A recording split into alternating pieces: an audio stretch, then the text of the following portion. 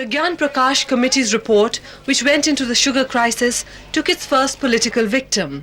The Civil Supplies Minister, Mr. A.K. Antony, tendered his resignation from the Council of Ministers, and despite persuasion by the Prime Minister, he refused to withdraw it.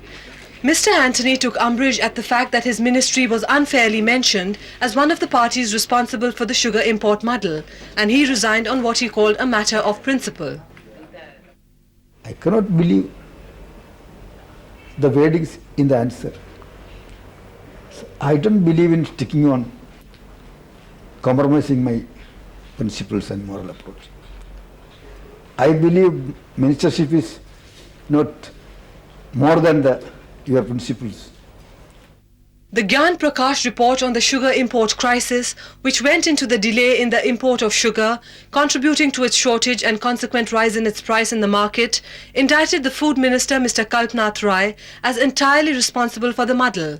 The report states that, by opposing imports in every forum and showing least concern when prices were rising rapidly, it was the Food Minister who was entirely responsible for the sugar crisis. Mr. Rai, who refuted the charges and called for a judicial inquiry into the whole matter, is said to have claimed that he is innocent. The resignation of Mr. Antony and the Gyan Praksh report's indictment of the Food Minister comes at a time when the party has been debating the reasons for its electoral setback. In fact, these developments have given ammunition to many congressmen who have called for a need to overhaul the party's image both in the government and the organization if it is to redeem itself in the February state elections and subsequent general elections. They have attributed the party's defeat partly to the perception that some of the ministers, both at the centre and the state, were tainted by charges of corruption.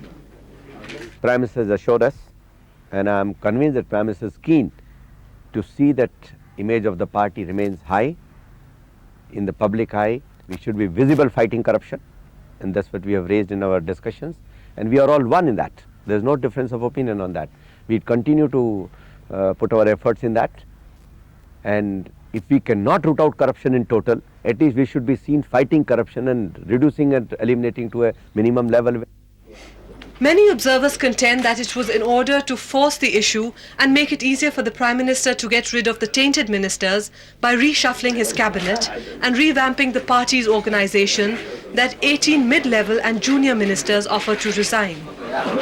I met the Prime Minister and said that those ministers who have been tainted, who are perceived, rightly or wrongly, is not the issue, to have some mud stuck at them. I think they must go. I have also said that the party must be revamped, and in order to give him a free hand to strengthen him, I have offered my resignation.